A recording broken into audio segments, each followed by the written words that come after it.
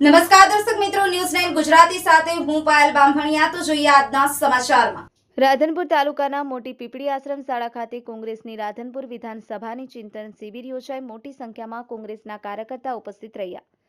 પાટણ જિલ્લાના રાધનપુર તાલુકાના મોટી પીપળી ગામ ખાતે આવેલ આશ્રમ શાળા ખાતે રાધનપુર સાંતલપુર સમી તાલુકાનું કોંગ્રેસની ચિંતન શિબિર યોજાઈ। મોટી સંખ્યામાં કોંગ્રેસના કાર્યકર્તા ઉપસ્થિત રહ્યા હતા, જેમાં આવનાર તાલુકા પંચાયત જિલ્લા પંચાયતની ચૂંટણી જીતવા માટે રણનીતિ નક્કી કરવા અને નગરપાલિકા રાધનપુર હાર્યા તેનું ચિંતન કરવામાં આવ્યું।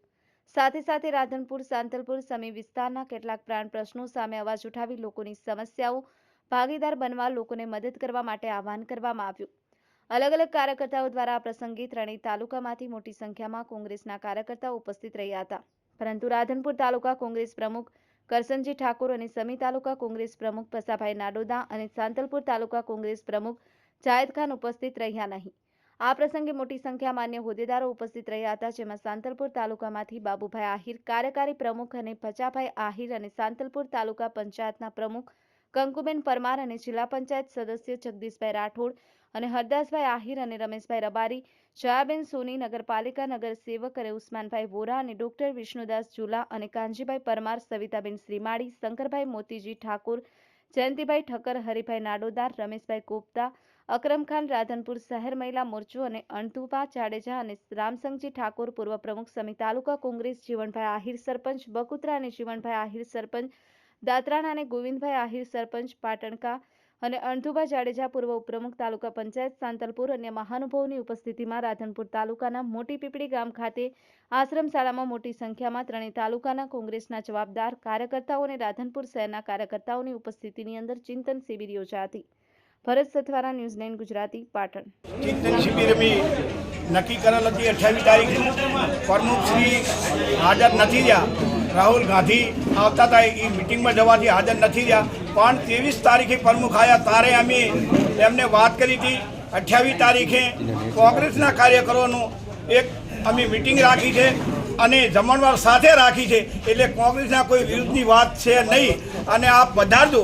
એ પણ મને એવી વાત કરી હતી કે રાહુલ ગાંધી આવે છે એટલે શંકરભાઈ હું આવી શકીશ નહીં। અમે એમને વાત કરીને કર્યું છે।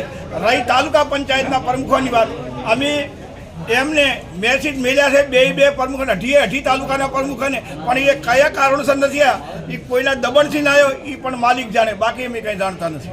સ્થાનિક ધારાસભ્યની ક્યાંક માંગ છે આ વિસ્તારમાં કોંગ્રેસમાંથી?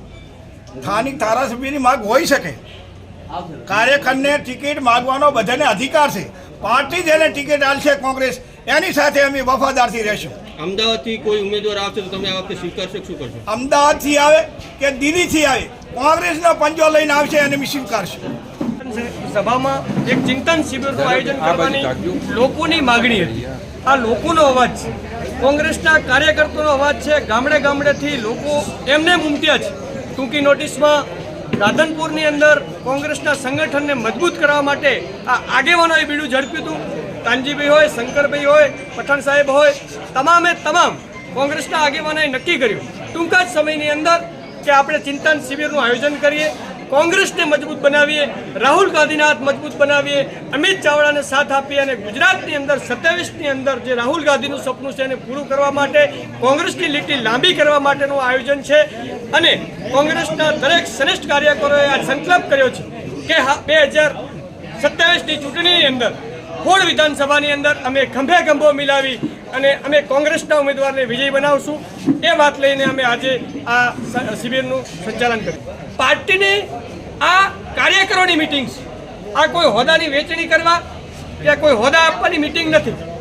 જો લોકો કાર્યકરો મિટિંગ બોલાવવા માટેની કોઈ મંજૂરી જરૂર ના હોય, કોઈ એવી કોઈ નોંધ નથી કે તમારે મિટિંગની મંજૂરી લેવી પડે।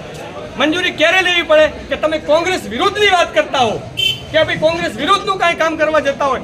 આ તો એક શ્રાવણ મહિનાના સોમવારે સોનામાં સુગંધ ભળે એવા તમામ મારા કોંગ્રેસના કાર્યકરોને એક કરવાનું એક બાનું હતું અને કોંગ્રેસ મજબૂત બને અને એના ઉપર મંથન કરી અને કોંગ્રેસને હોળ વિધાનસભાને મજબૂત બનાવી એ વાત લઈને અમે નીકળ્યા છીએ।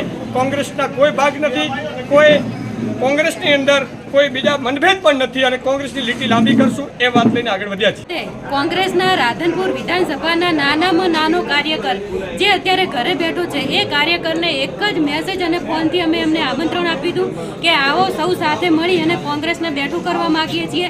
આવનારી 2027ની ચૂંટણીની કોઈ અત્યારે વાત નથી. અત્યારે જે જિલ્લા પંચાયત અને તાલુકા પંચાયતનું ઇલેક્શન આવે છે અને નગરપાલિકામાં જે અમને અત્યારે બહુ મોટી ખોટ પડી છે એનું ચિંતન કરવા માટે અમે સૌ ભેગા થયા છીએ.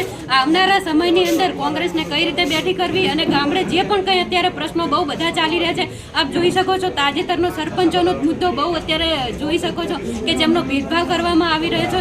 એમને પણ આપણા મીડિયાના માધ્યમથી સરપંચશ્રીઓને પણ કહેવા માંગીએ છીએ કે કોંગ્રેસની સાથે આવો. કોંગ્રેસમાં જ ન્યાય છે. બહુ જૂની પાર્ટી છે અને કોંગ્રેસ ગરીબોની સરકાર છે. એટલે તમે ગરીબોની સરકારને જો લાવશો તો અમે પણ તમારા સમર્થનમાં છીએ. અત્યારે અમે સૌ ભેગા થયા છીએ માત્ર ને માત્ર કોંગ્રેસની લીટી કઈ રીતે લાંબી કરવી એના અનુસંધાને મળ્યા છીએ.